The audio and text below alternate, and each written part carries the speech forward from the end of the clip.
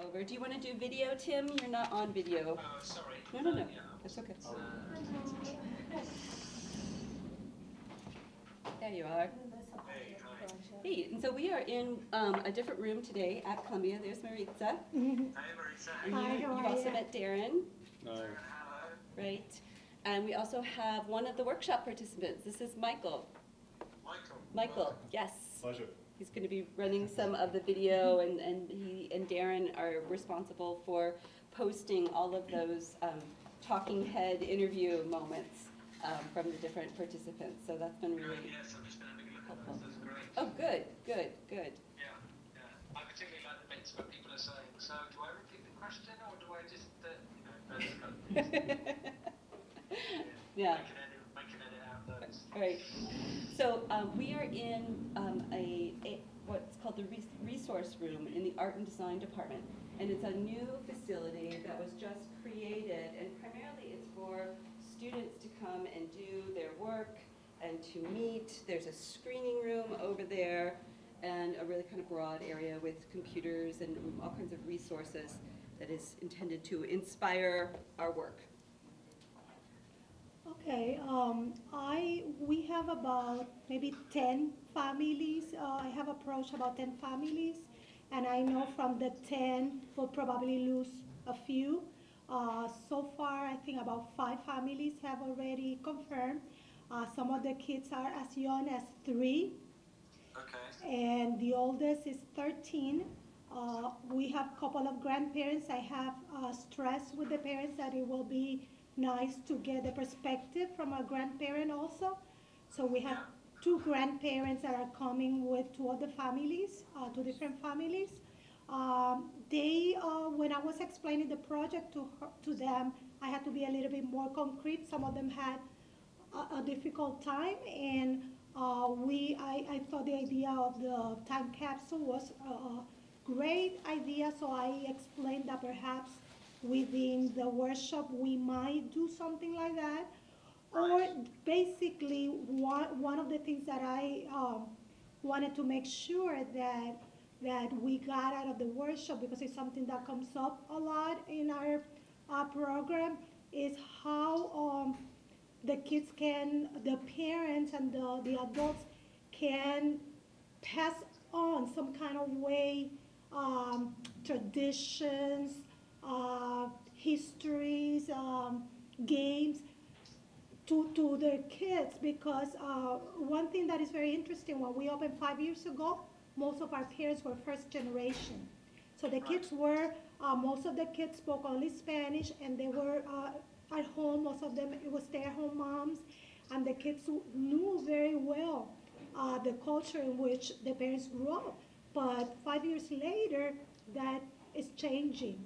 So we have second generation and third generation, and kids that look at the parents and really don't know much about their countries, the countries that the parents come from. So one thing that I found interesting was to perhaps try to connect the parents to the kids, and what I asked them was to bring a dish to the parents to share for the potluck that they connected to the childhood. And then to talk about it and perhaps explore some games that they play as kids, and we can play together, or some songs that they used to sing when they were kids, so the kids can look at the parents and see, my parent was a child also, and this is what they did in their country of origin, which is not too much different over here. It's just that it's sometimes a different language, the setting is different, but to find those connections between that and what they do now. And also the other thing that our other objective that we wanted to explore is how we can work together, talk about what other things they would like to see in their neighborhood, what kind of other programs they would like to see working together with us that can complement the artistic work that they do with us. We have not many, but a couple of organizations there. We have another arts, not-for-profit arts organization. We have gallery, which is a kind of she has this concept of a window gallery that people every month they have a different exhibit there. So she doesn't teach, the owner doesn't teach classes, but she does uses her window for exhibits. Okay, so there's a great amount of information there. Mhm. The question about what other services or agencies people would like to see in their neighbourhood, is this a question you've already asked of them, or one that they've wanted to ask in the past in some way? It's a question that has come up a few times because when some of the new parents come in, they ask. For example, this cultural center that is down the street from us, they have a huge space, and it's a Puerto Rican cultural center, and they ask they have a huge space. They do Afro Puerto Rican music, drums. They do dance and they teach drums. So why are you guys working together? The same thing, there is a program also maybe like half a block from us that they do a lot of work from with little children, maybe like one and before school. It's between like 1 and 5, and they do a lot of classes for parenting and things like that. And they, I know, sometimes teach movement, and they also have an after-school program that they go to the schools and teach dance. Why are they working with you? And one of the things that I have discovered is that there is so much competition for grants and for programs to survive that sometimes the organizations don't want to share because they're afraid that they might lose funds. Wow. Yes, yes, it's very difficult because they don't want to lose the participants to go into another program. Sometimes they don't want to share their funds because they have so little. We have lost so much money. So you see everyone like trying to survive on their own. We talk and we all know each other. And they have been to my space, I have been to a space, but it's like, okay, you do what you do, we do what we do, and we say hi. Right. And here and there we can talk about working together, but that's all.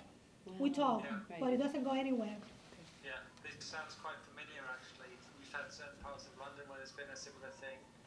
Could I just ask what the young people, when you say that they are second, third generation and they're kind of losing touch with some of the more kind of traditional cultural forms or expressions that their parents have, what is your understanding of what their kind of day-to-day forms of cultural expression that they're taking on are all about? What are they getting? They're getting into music or getting into street culture, or what are their influences?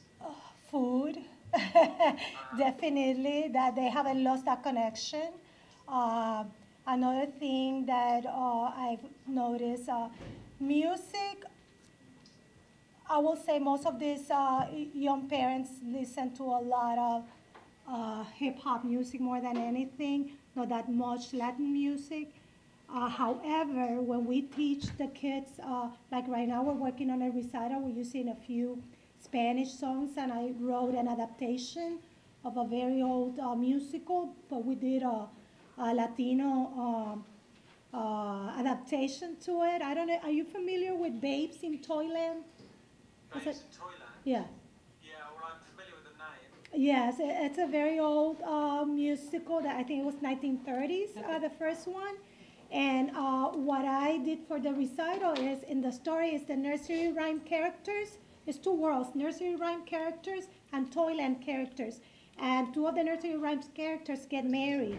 And then they end up in Toyland to help the toy maker because Christmas is almost here and they don't have the toys.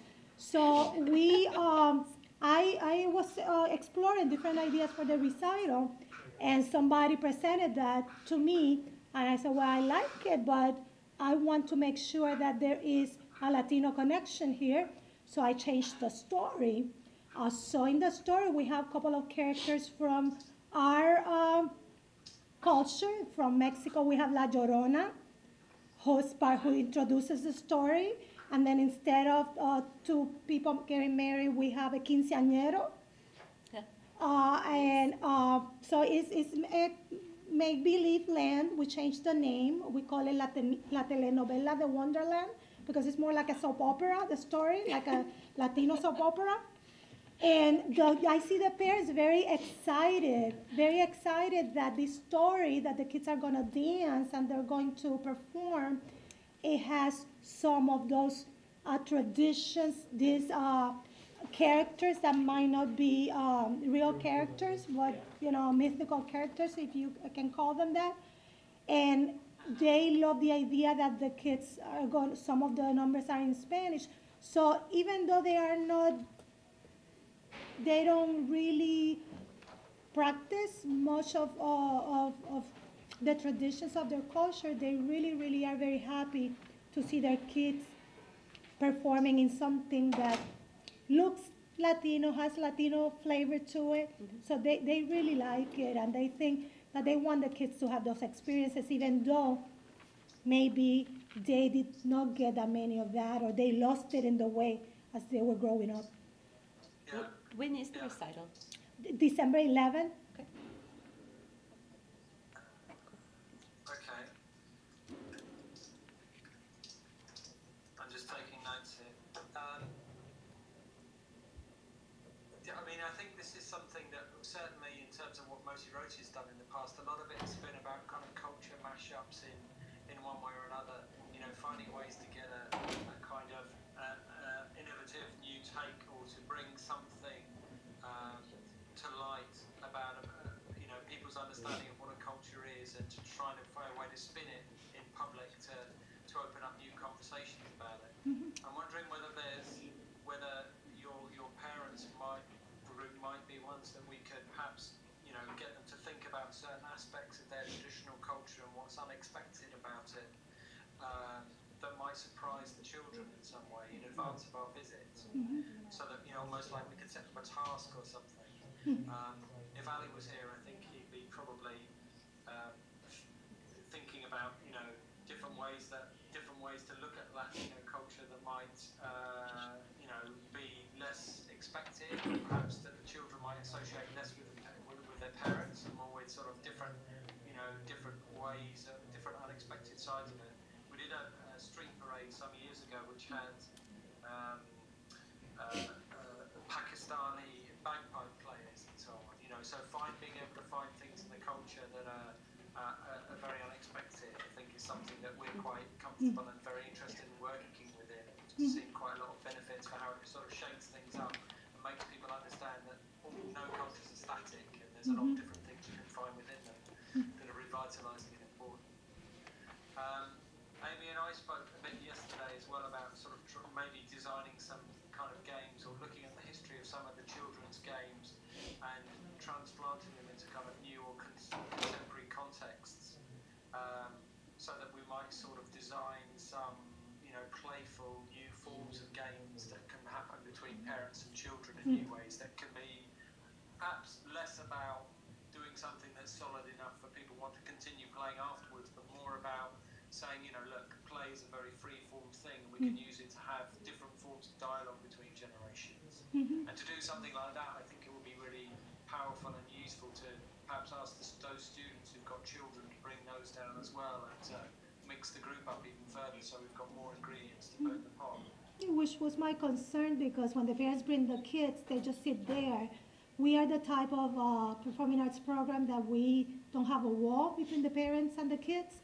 So the parents are there. They very few drop off the kids. They just stay there. And the parents just sit, and the kids go and do either their acting class or their dance class, and they don't get involved. So I was concerned about how do we get these parents to actually participate. And I thought that to have the parents bring a dish that speaks about their childhood will be a way to open up the conversation, because now they're learning that they were kids and they have favorite dishes, and how this dish reminds them of something about growing up. I thought that was a good way to get the parents to connect with the kids, and from there just explore more connections to get the parents to feel more comfortable. Yeah, the other thing that's just occurring to me is that as if we're talking about, say, a family of 4, for instance, as an arbitrary average number, that's a great size for a team, for a game playing team. And I think there's so many natural affordances within the roles that people take in families that you can exploit in a play or game format, that perhaps what we could do actually is work with the students to explore how to make some sort of game activities that can only properly be played if the members of the family play together. Because I think what ultimately one of the things that's underpinning everything you're saying to me is about, you know, tradition and culture as a means to kind of build and sustain meaningful relationships between people. And I think a lot of that's about how people choose to spend their time together.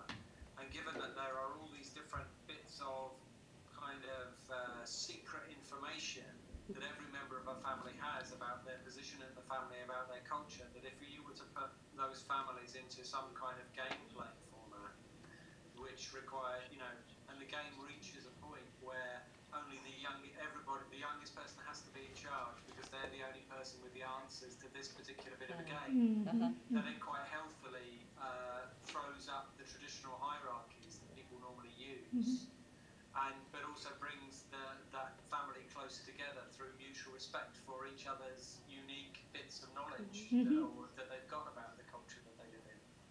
So perhaps I think I'll have a conversation with Ali about perhaps how we could, you know, play with something like that and make up some games that could only be played by, you know, families. I think there's a lot of work that can be done with families as kind of natural kind of units of play because of what exists between the members of families. Do you ever get the children to get the parents to do stuff? Yes, actually. You put them in charge? Yes, we do. Usually around Halloween, we do a little party, and the kids get to play with the parents' musical chairs, which is so much fun. And the kids actually run the show. They tell the parents what to do. And also in our acting group, I have two girls that have been with me taking acting classes for about a year. So they're very, very good. And sometimes we need the parents when they're sitting there. Say, okay, we need people. And they go grab the parents and they bring them. If we do a lot of improvisation. And they bring them into the story. Okay, I need somebody to do this. Okay, mom, you come over here, you do that. So they do. I will say that the students and that these two girls are going to be there. They take charge because they know what to do. And we have done a lot of improvisation games that they are very good at taking charge. Yeah. Okay. Great. Good. Yeah, well, they're excited. I'm excited. Yeah. The kids are very excited.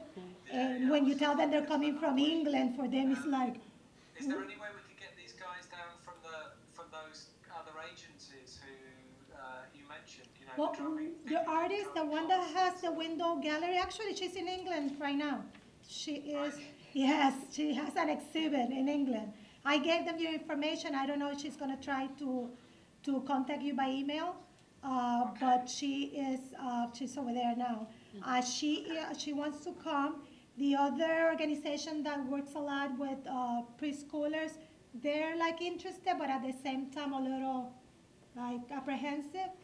And the Cultural Center, the Puerto Rican Cultural Center, they've told me that they're real busy, that they don't know if they'll be able, but I think I might be able to entice them to come. I wonder, Maritza, can we give you, are these materials like the posters and invitations and the email versions, are those helpful for you? Yes, I use all of my flyers already.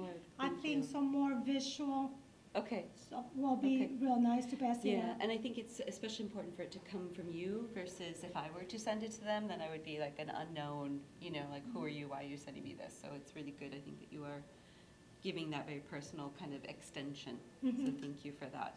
It's very good. Well, good. Does it seem like we are then kind of set in terms of this aspect of the workshop, Tim? Do you have enough information to put into play? I've got loads of information. I think the next stage will be for Ali and I to talk about it in a bit more depth. Okay. And we'll probably just, elaborate on the ideas a little bit and then present them back to Maritza for a bit more of a conversation. Okay. I mean, I think we should, given the sort of timing, the schedule in the project, I think it's important to understand that whatever we do, I suppose, is going to kind of, hopefully, in a very positive way, skim the surface of possibility as such, and just kind of come in as something that might just throw up some different ideas and approaches, and in terms of the overall project, perhaps just suggest some other new ways that people can connect and different ways of working. Mm-hmm. And that from Motiroti's point of view would be successful. But I'm hearing, particularly in the case of Endless Tablas, we need to deliver something that has a beginning, a middle, and an end, and that people come out of it feeling, oh, that was a really substantial period of time that people have spent. So I guess we need to understand it on those two levels, really. Thank you so much, Maritza. So Tim, we have, again, some new faces at the table. Tara, you want to introduce this? This is Tim from Motiroti. This Hi, is Tara, and you know Harishi already, from Harish from Hull House. So if you guys don't mind, we went ahead and jumped right into the schedule so that we could work with Maritza. I'd like to just point out a couple of things real quick on the agenda and then go wherever it needs to go. Primarily, this meeting is to kind of get the nitty-gritty together so that we all feel like we can go back to our constituencies and say, okay, this is what we're doing and this is how it's going to go. Already we have a lot of press things starting, and I wanted to share that with you guys and ask too that you really be our disseminators, that you really help us get out beyond Columbia, because right now it seems like such a Columbia-centered project, and of course it's going to be that, but I hope that we can have broad connections. So the first thing to kind of share with you guys is that we have a media class that is trailing the project. And they've actually created a media release and sent it out, and they're going to have press kit packages for us and everything. So it's really starting to get some tooth. This is on our website, and I shared it with you. Yes, exactly. That's what we're going to ask you to do. So I will send this to you once we've got it all logo-fied. And then we will ask you to get it up and out. And Ali, I did make those changes about the history already in the document for the press release. Yes, thank you so much for that. Yeah, no problem. And then we have, also we are up on the Motiroti site, which is really exciting to actually go and see us there as the project is coming. And then we've got a little other arts coverage starting too, especially Trish Van Eck tapped into the project right away and is really excited about it. And she blogged on Art 21. And if you know that Art 21 is a great international contemporary arts program run by PBS. And so for us to have a little tag there is a nice spot. And hopefully we'll just keep generating more of those kind of things too. Then moving on quickly then to the updates on workshop participants. We've got 22 folks. So that's really great. And definitely we have a wide array of people in terms of experience, some diehard activists, some people who are coming to us from their 60s, other people who are really based from Columbia and are more in that 20-year-old range. It's a preponderance of women. We do have definitely a preponderance of more white people than non-white people. And we have a lot, and women, like I said. So we've got some kind of, recruiting. Yeah, exactly. So it would be good to have the opportunity if, again, we have some more slots. If you know of someone who would want to jump in, we can still facilitate that. Do you have kind of the people, like who it is? Yeah, we do. Because they probably put like Columbia versus Hull House versus. Oh, unfortunately, I do have that, but I have to say I don't have anybody who identified coming from Hull House. I don't have anybody who identified coming from Endless Tablas or from Dorchester. I have people who identified from coming from different neighborhood organizations that they are from. So, for example, Estelle Carroll comes to us from Her Story Project. Nicolette Caldwell comes from the Stockyard Institute. So I have some of that kind of information, but I didn't have, other than Columbia, I didn't have anyone identified from being from our partners. But we would welcome that by all means. So let me know if that's helpful. This information has been posted if you wanted to see it. I didn't want to photocopy it and overdo it, but it is on Basecamp. So you're more than welcome to go and seek out. And then also I want to give props and thanks to Darren for meeting already with some of our workshop participants and starting some questions with them to kind of get their perspective of where they begin, and then we'll ask the same questions at the end. So the questions are, again, like we've always been asking, about community. So, who or what is your community? How do you know that you are in a community together? And then if you were invited to a potluck, what would you bring? And so those have been posted on YouTube, and I give you here the password and account and invite you to go meet them, so that just, or even if you wanted to have your constituencies meet them, so that then they'll have seen some familiar faces when we come to their space, and it won't be quite so stranger-like, although clearly that's, going to be inherently part of the project as well. Okay, so then moving on, today we are really just looking to some of the changes that have come up. One of the most significant ones was with Hull House Week. So we had a breakfast planned for Friday, and now we have shifted it to Tuesday. Is that looking good for you guys? Yep. Okay, great. Do we have all the details coming from your side, logistical side, or do we need to check in for that? And I'm sure like Maritza and other folks apply, because the conversation only happened between Amy, you, and Lisa, right? Right. So maybe even for everybody from them. So the tentative is 8:30 to 9:30 is an open breakfast? Okay.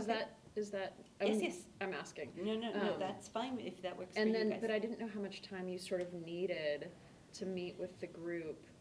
Yeah, well, Tim and I were talking after. about that yesterday, actually, as to what would be potential, how to meet with the group, what could happen after the food element was kind of dispersed and shared. So you guys can go ahead and talk. Yeah, so I think we're preparing that right now, right? Okay.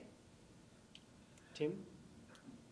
Sorry, I'm just making sure I'm looking at the most recent version of the schedule here. Okay. My computer got all sticky while you guys are talking.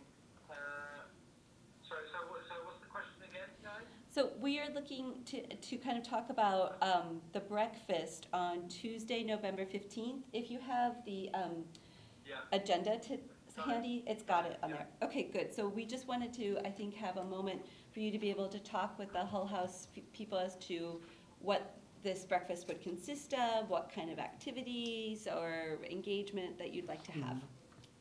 Sure. So, I mean, given we have some awareness that you guys, throw meal events already, and so you have, I guess, your own kind of grammar for how these events happen on your premises, and we don't want to kind of usurp that, but we kind of want to encounter it and add our own approach to it as well. Our general thinking about all of the kind of potluck gathering is that, the format is, I guess, is pretty much the same, whereby people gather, there's, we give some kind of welcoming announcement and context of the project for anybody who might be in the room for whom it's their first or only time.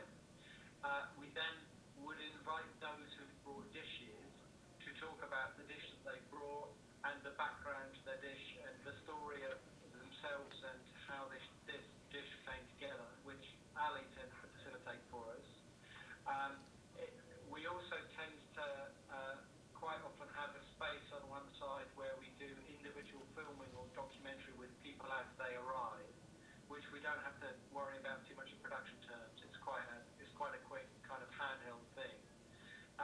And from that, when we've done it in the past, it then tends to sort of turn into a sort of general conversation about how people think about their food and their identity that we sort of quite intuitively facilitate.